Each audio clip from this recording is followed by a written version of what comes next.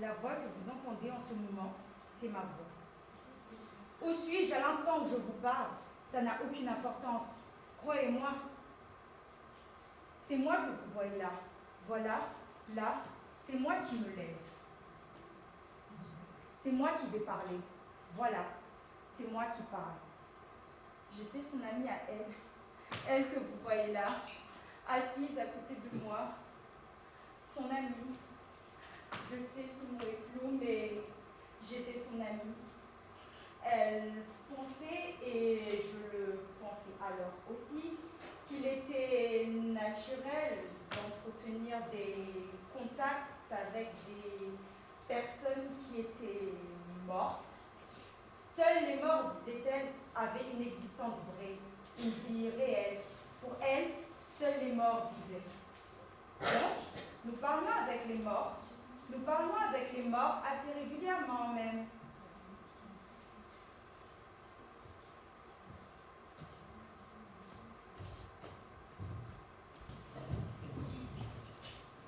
Quelle catastrophe, vraiment, quand on y pense, sa situation d'alors. Personne n'aurait aimé connaître cela à sa place. Surtout depuis le jour où son père, qui la soutenait de toutes ses forces, était décédé. Son appartement, là où elle habitait, vous ne pouviez pas vous imaginer le plus grand vide matériel qu'on ne peut redouter pour quelqu'un. Quand vous entriez, vous étiez triste, vous aviez même presque honte d'imaginer que quelqu'un pouvait vivre dans ces conditions. Car c'était vraiment le vide qui faisait peur. Quand on pense que cet appartement l'avait quand même fait la folie de l'acheter, on se rendait bien compte qu'il y avait quelque chose qui ne cadrait pas dans le tableau. C'était quelqu'un qui était enseveli sous le manque d'argent. Ses dettes lui auraient permis, par exemple, d'acheter une voiture de sport. Un vrai comble pour elle, à qui il manquait le strict nécessaire pour vivre. Et de toute manière, elle n'avait même pas le permis de conduire. Cette tour était une des plus agréables du quartier.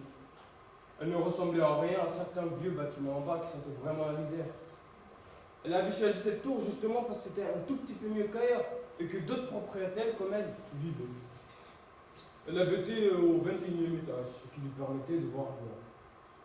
Et l'ascenseur était une des plus modernes qu'il soit. Mais à part ça, elle n'avait rien. Rien à part des dettes. C'était comme une misère de notre temps, mais dans un décor plus moderne. Oui, ça surprenait. Ce qui lui manquait par-dessus tout, c'était un travail. Et ça, elle le savait. Si on ne travaille pas, on ne se sent pas vivre. On n'est plus rien à ses propres yeux. Sans compter qu'on ne s'en sort pas. Le temps, chaque jour, me disait-elle, ne passait vraiment pas vite. C'était comme un supplice, une souffrance de tous les jours.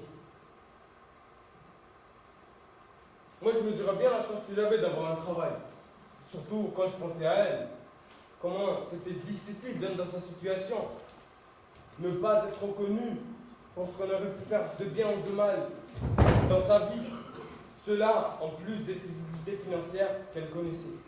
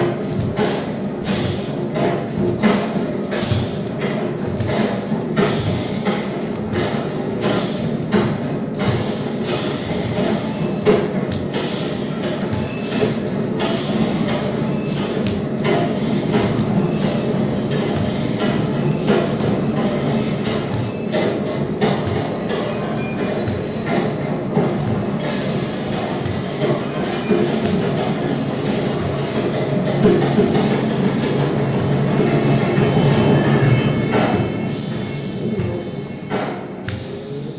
tellement heureuse d'avoir ce travail qui me tenait debout, qui m'aidait à bien me tenir droite et à me respecter. Je mesurais vraiment bien la chance que j'avais. Depuis l'enfance, personne ne sachant vraiment dire pourquoi j'étais quelqu'un qui avait toujours eu un peu plus de chance que les autres. C'est évidemment pour ça, par rapport à cette chance que j'avais moi d'avoir ce travail, que je me sentais gênée vis-à-vis d'elle. Que parfois j'avais envie de la plaindre, elle qui n'avait pas les mêmes chances que moi et qui du coup se débattait dans des difficultés indescriptibles. Des difficultés qui n'étaient pas surmontables pour une personne seule comme elle. Une personne qui se sentait vraiment rejetée, inutile et incapable.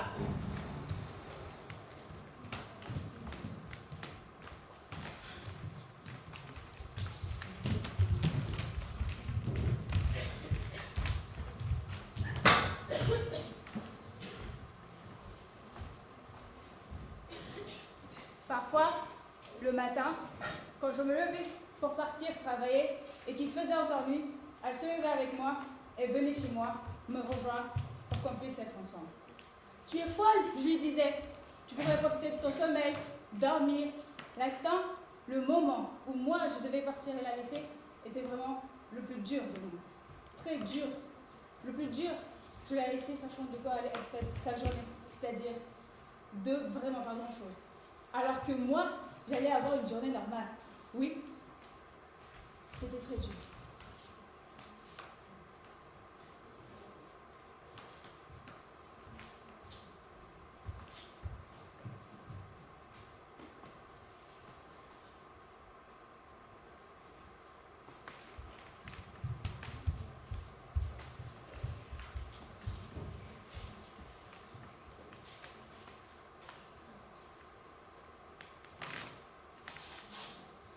Depuis quelques années, moi, en dehors du bonheur que j'avais d'avoir mon emploi assuré par cette société, comme quasiment tout le monde dans la région, je devais affronter néanmoins un certain petit problème.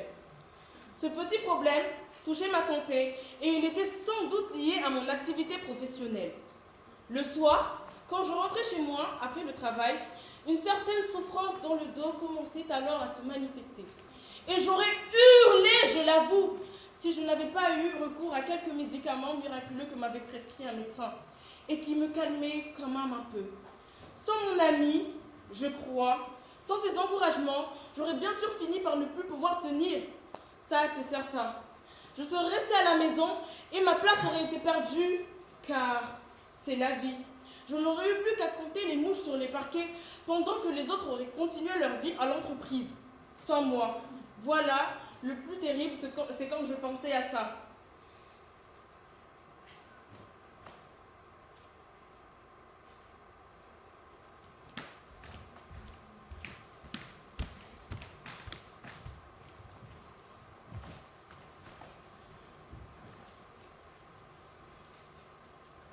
Un jour que ces problèmes d'argent avaient pris des proportions tellement vertigineuses, je lui avais conseillé de rencontrer une certaine personne qui habitait un peu au-dessus de chez elle, dans la tour au 29e étage. Cette personne ne travaillait pas, en apparence, mais possédait elle aussi son appartement et avait acheté une très jolie voiture neuve. On disait que beaucoup d'hommes rentraient et sortaient de chez elle en milieu de journée. À vrai dire, moi je ne croyais pas. Il était convenu que nous lui demanderions l'équivalent d'un mois de remboursement du prêt de l'appartement de mon amie. Mais, juste à ce moment-là, elle me fit comprendre qu'elle voulait me parler. Mon amie me dit qu'elle trouvait que cette femme ressemblait à sa sœur. Je lui fis répéter au moins 2 fois ses propos. Je ne trouvais pas que les 2 femmes se ressemblaient. Ces histoires de ressemblance étaient un peu une obsession chez mon amie et me confortaient dans l'idée qu'elle n'avait pas toujours le sens des réalités. Le pire de tout, c'est qu'après ça, elle voulut s'en aller. Elle avait peur, me dit-elle. Peur de cette personne-là qui ressemblait, selon elle, à sa sœur.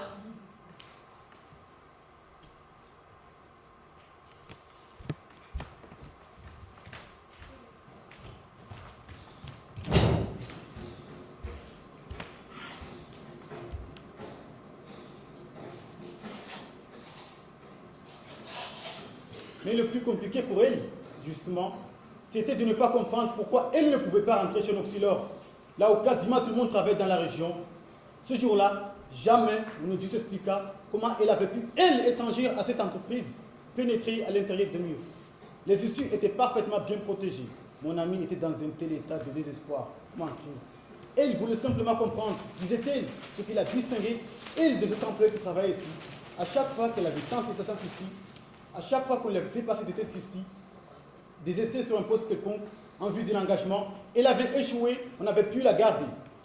Moi, je savais bien que le travail comme ceci n'était pas un travail si évident qu'il demandait de la précision et de la régularité, des qualités qui n'étaient pas forcément le confort de mon ami.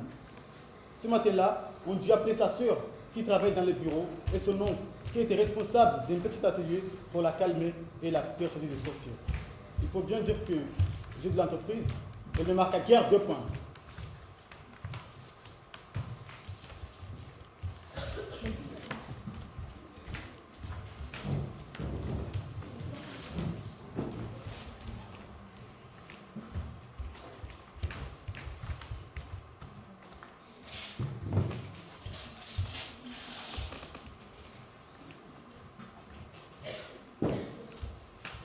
Quelque temps plus tard, une jeune femme, plutôt discrète, avait proposé un rendez-vous à mon ami dans le seul bar que nous avions dans le quartier. Mon ami ne connaissait pas cette jeune femme. La timidité de la jeune femme était très impressionnante. Elle connaissait, dit-elle, la situation de mon ami. Elle nous proposait alors de l'aider, financièrement, à la mesure de ses moyens à elle.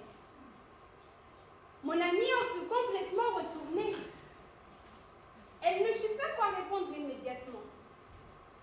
Mon amie dit qu'elle a besoin de temps pour y réfléchir. Elle se sépare.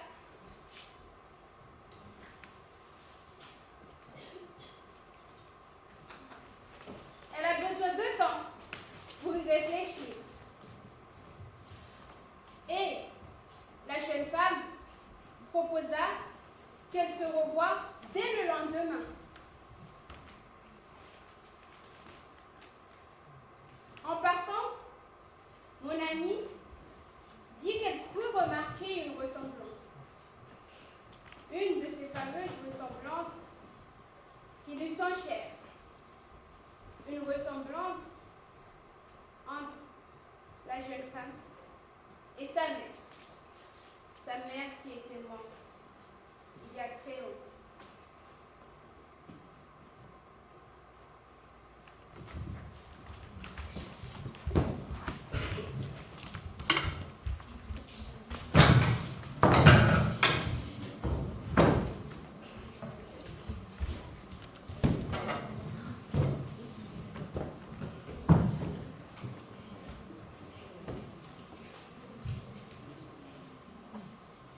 Jamais mon ami n'abandonnait l'espoir que sa sœur lui vient en aide, pour des sommes d'argent même les plus dérisoires. La sœur de mon ami reprochait à mon ami son insouciance, en particulier en ce qui concernait le remboursement de ses emprunts incessants. Elle avait donc décidé de ne plus jamais céder à aucune de ses demandes. Un de ces jours-là fut le jour où mon ami vit apparaître pour la première fois depuis qu'elle était morte sa mère. Derrière le comptoir du bar, les bras chargés de fleurs, comme si elle s'envolait. Elle la soutenait de toutes ses forces.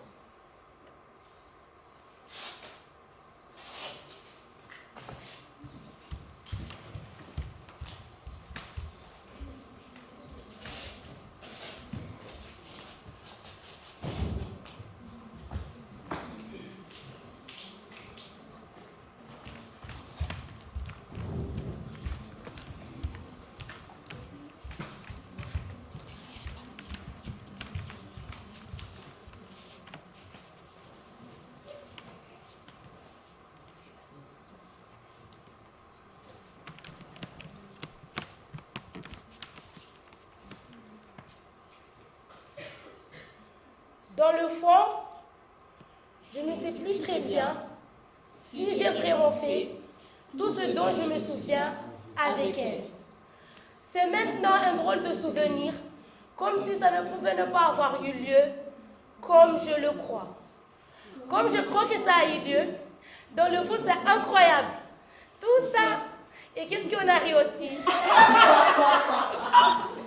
Car il faut bien le dire, il faut bien le dire aussi, on a bien ri aussi.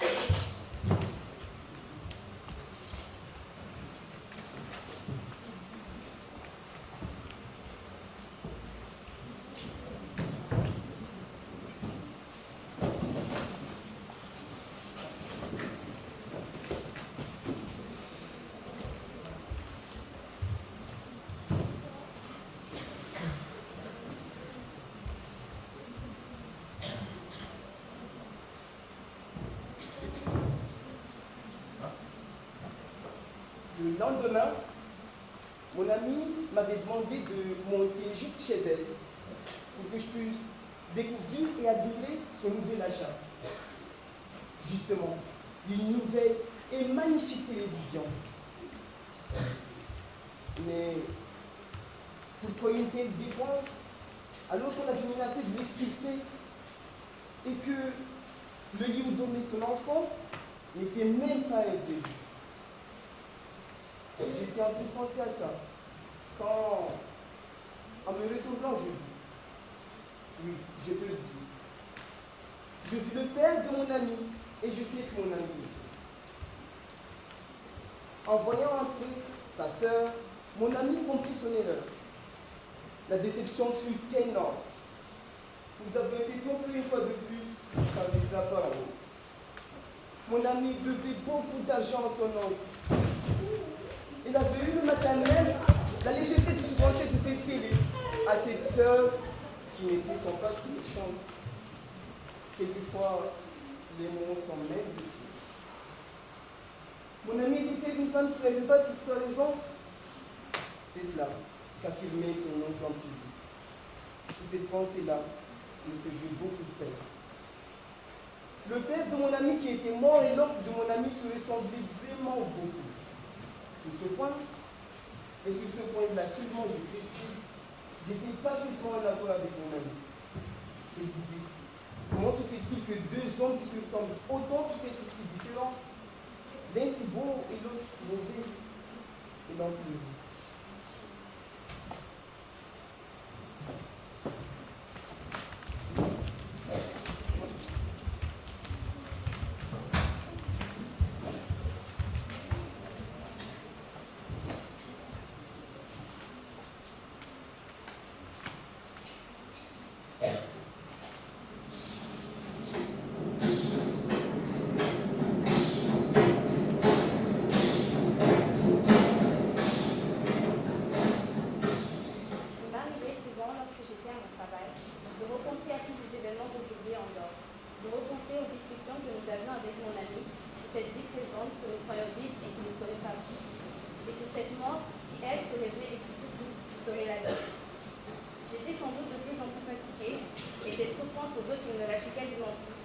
Elle montait jusqu'au sommet de ma tête à l'intérieur même, et je devais tenir ainsi des journées entières, des mois entiers, avec l'envie de hurler. Bien sûr, pour m'aider, il m'était bien facile de penser à toutes ces personnes qui étaient, elles, privées d'emploi et qui n'avaient pas la chance que j'avais moi de travailler. J'y pensais et cela m'aidait. C'était dur. Oui, dur. Certains jours, malgré tout, rêver ou pas.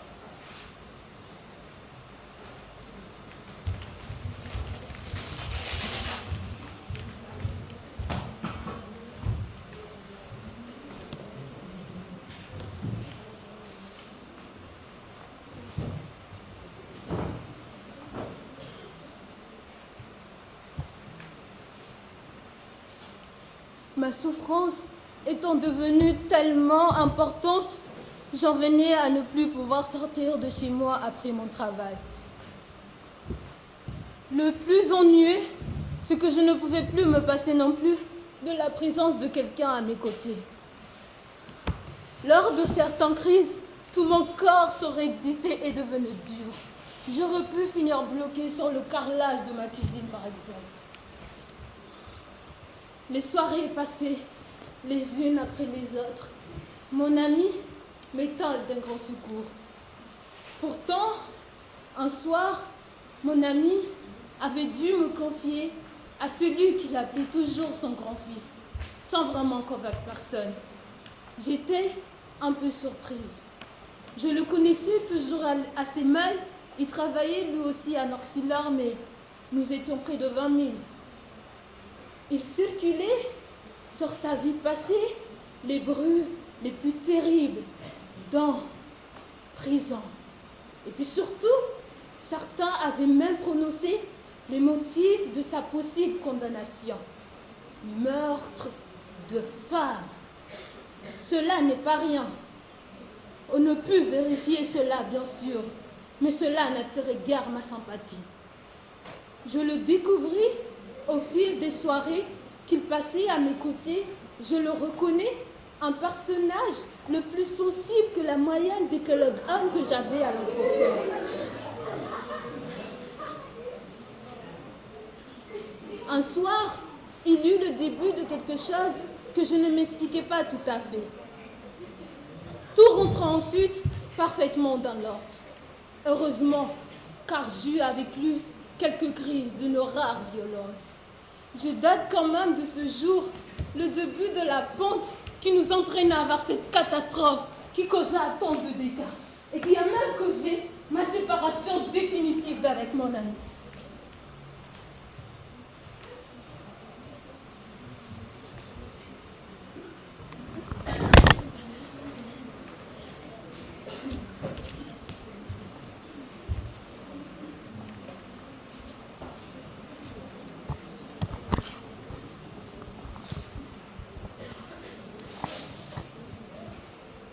Ce jour-là fut le premier jour où je ne pus me rendre à mon travail. J'étais resté bloqué dans le couloir de mon immeuble pendant de nombreuses heures avant d'être découverte justement par mon ami. On dut me conduire ce matin-là à l'hôpital. Et la pensée que j'allais peut-être devenir quelqu'un d'inutile pour le reste de ma vie m'accompagna sur tout le chemin. Mais dans l'après-midi, il arriva une catastrophe encore bien plus grande.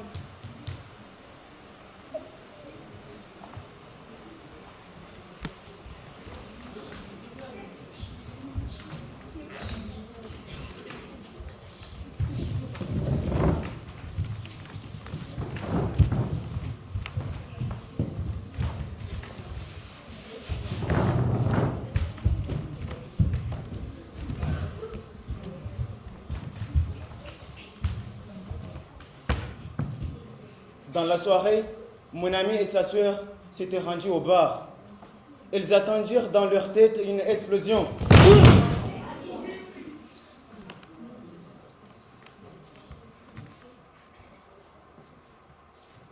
Ils ne réagirent pas, croyant me dire-t-elle plus tard, qu'elle l'avait seulement rêvé.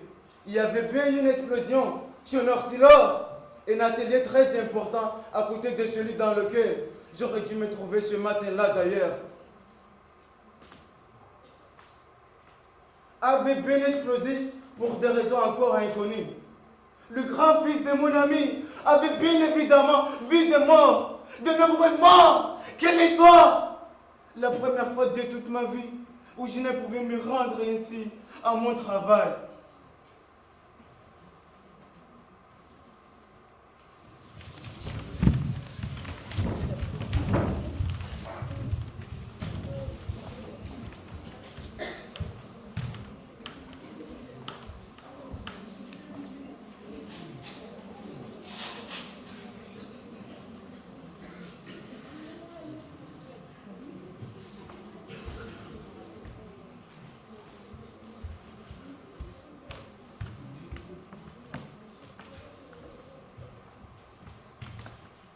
C'est le jour où j'étais sortie de l'hôpital, alors que quelques dizaines de personnes touchées par l'explosion s'y trouvaient encore. Je me sentais tellement coupable.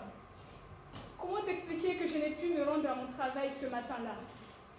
Depuis la catastrophe, nous étions tous abattus et évidemment désœuvrés. Le parent de mon ami avait l'air lui aussi très troublé. Il avait du mal à trouver ses mots, lui si à l'aise d'habitude. Il nous apprit que la catastrophe qui venait de se dérouler pourrait être suivie de nos catastrophes encore bien plus grandes. Il n'était pas certain, nous dit-il, que l'entreprise puisse rouvrir un jour. Non, pas certain. Il se trouvait qu'en très haut lieu des personnages qui ne connaissaient sans doute pas bien la vie avaient décrété que notre entreprise était devenue dangereuse. Il se trouvait que d'autres individus, encore plus mal intentionnés, reprochaient également à cette entreprise de produire des matières suspectes, comme par exemple des matières permettant la fabrication d'armes violentes et radicales. Pardon, mais c'était vraiment faux. Nous n'avions tout de même pas inventé la guerre, la cruauté, la violence. Nous n'étions pas responsables de l'utilisation qu'on pouvait faire de nos produits tout de même. Nos produits sont dangereux, certes. Ils peuvent tuer, certes. D'horribles manières d'ailleurs. Mais il ne faudrait quand même pas oublier qu'ils nous font vivre. Aujourd'hui, ils ont tué 80 personnes, mais ils en nourrissent 20 000 aussi. Voilà ce que disaient les parents de mon ami. Nous étions choqués. Jamais nous n'avions envisagé une fermeture définitive de notre entreprise. Le parent de mon ami me consola. Il me dit que tout le monde avait besoin de travail, que tous les hommes avaient besoin de travail comme de l'air pour respirer. Car, me dit-il, si l'on prive un homme de son travail, on le prive de respirer. À quoi pourrait bien servir notre temps, nous dit-il, si nous ne l'occupions pas principalement par le travail? Car nous dit-il, notre temps sans le travail ne serait rien, ne servirait à rien même. Nous nous en apercevons bien lorsque nous cessons le travail. Nous sommes tristes, nous nous ennuyons. Et le temps est malade. Oui! Le travail est un besoin, mais c'est aussi un droit. Pour tous les hommes, c'est même notre commerce à tous. Car c'est par cela que nous travaillons. Nous sommes pareils à des marchands. Des marchands! Nous vendons notre travail. Nous vendons notre temps. C'est que nous avons le plus précieux. Notre temps de vie.